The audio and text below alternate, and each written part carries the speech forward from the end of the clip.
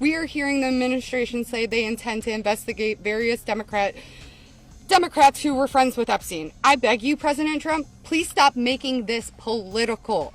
It is not about you, President Trump. You are our president. Please start acting like it. Show some class. Show some real leadership. Show that you actually care about the people other than yourself. I voted for you, but your behavior on this issue has been a national embarrassment.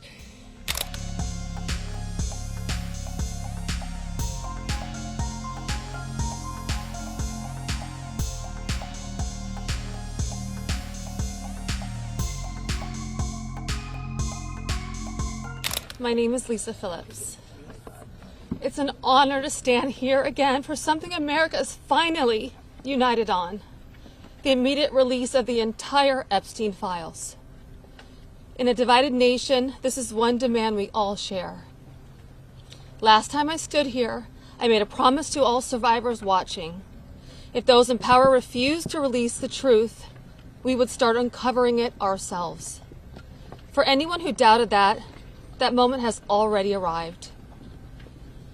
Since that day, more survivors across the country and around the world have reached out. Text, emails, DMs, firsthand accounts, and evidence. Many are women who were abused or trafficked through the international modeling pipeline Epstein built, promising visas, apartments, opportunities, futures, while exploiting their dreams for abuse. Most are still terrified to speak publicly because the men involved are powerful. They're connected, and as we know, they're protected. For too long, survivors have watched others speak for us. And while we are grateful for our allies in Congress on both sides, we've realized something. This fight belongs to us. We lived it, and we know the truth. And we will not wait quietly for institutions to decide when we're allowed to speak. The survivors now coming forward have entrusted us with their stories. We are sharing that information with the proper authorities, and when it can safely be made public, it will be. So today, we are launching something historic. The first national, survivor-led political movement in America. Nonpartisan, laser-focused, on exposing the systems, the loopholes, power structures, and silencing mechanisms that have protected predators for far too long. We are stepping directly into the halls of power, into the political arena. We will help rewrite laws that failed us and build protections for our nation's children together, targeted by sexual exploitation. Together, today, survivors begin our own fight, the survivor revolution. And we intend to change this nation for the better. If you're a survivor who wants to join us, please reach out. And to anyone who benefits from the current system, intentionally or not, remember this. Alone, yes, we are afraid. But together, we are feared. Thank you.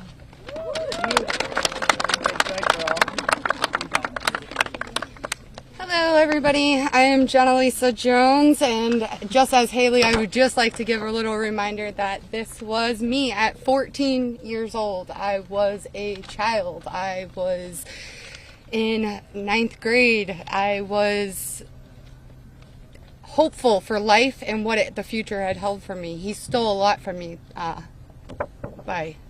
14. So just a little reminder there for everybody. Sorry. So, I just want to start out by saying thank you for all of you for being here today. I want to start by expressing my deepest gratitude to the members of Congress who have stood with us, the survivors, in demanding the transparency and justice. Your support is a signal that this institution can still serve the American people.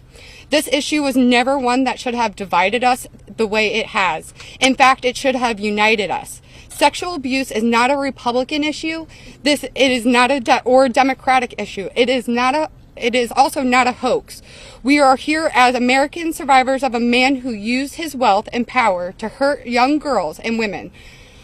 The world should see the files to know who Jeffrey Epstein was and how the system catered to him and failed us.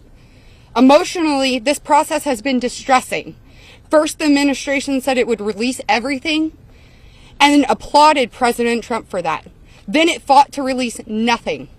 Now that checks and balances of our democracy have worked and the bill is getting passed to release the files, we are hearing the administration say they intend to investigate various Democrats who were friends with Epstein. I beg you, President Trump, please stop making this political. It is not about you, President Trump. You are our president. Please start acting like it. Show some class. Show some real leadership. Show that you actually care about the people other than yourself. I voted for you, but your behavior on this issue has been a national embarrassment. It is time to take the honest, moral ground and support the release of these files, not to weaponize pieces of the files against random political enemies that did nothing wrong, but to understand who Epstein's friends were, who covered for him, what financial institutions allowed his trafficking to continue, who knew what he was doing but was too much of a coward to do anything about it. Jeffrey Epstein and Ghislaine Maxwell were able to recruit and abuse young girls and women. Then the country will learn nothing, and has horrible history will repeat itself if we do not do something about this. Thank you to the brave congressmen and women who have stood by us and recognized our side is the American side, and we should all be proud once again to be Americans. I want to just extend my thank you so much to all three of you very, very much. The first time we were here, listening to the, people yell shame at you, and when she was here in support of us, really hit home and spoke some volumes, and I just very much appreciative of your support, and we stand by you. Don't let any of them bully you. We're here for you. Thank you, guys.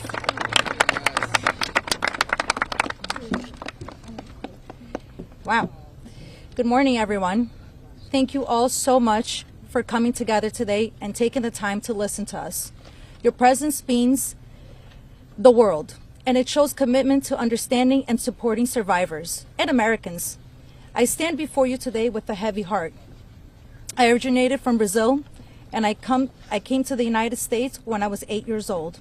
I was only 14 when I first encountered Jeffrey Epstein, and my daughter is now almost at that age. At 14, the only things she should be concerned with are going to school, practicing at her cheerleading competitions, and enjoying her time with her friends and family. She should not have to bear the burden of worrying about being manipulated or exploited. At this age, she is still a child, and no child should ever have to face such threats. I also want to address a troubling statement made by a prominent figure on a major platform who suggested that a 14-year-old should not be considered a victim of pedophilia. This is a dangerous and incorrect notion. When we talk about how children at 14 should still be treated as children, I ask you to look at the young people around you. Remember when you were that age? Do you think you should have been responsible for being groomed? Put yourselves in our position when we were young. I am here today not to just share my story, but to call on all of you to help make a difference. We need to support to push for the Transparency Act and release the Epstein files. Please reach out to your Congress members and senators and urge them to support this crucial legislation. The truth is something that we all deserve, and it is vital for safety and protection of the future of generations. Think about all the young people in your life, your daughters, your nieces, your friends. Let's stand together and ensure that they grow up in a world where they are safe and valued. I often wondered, why did this happen to me? And then I realized, God only gives you what you can handle. I'm here for a purpose, and that purpose is to make a difference today. So, let's stand together to protect our children, and our peace. Thank you.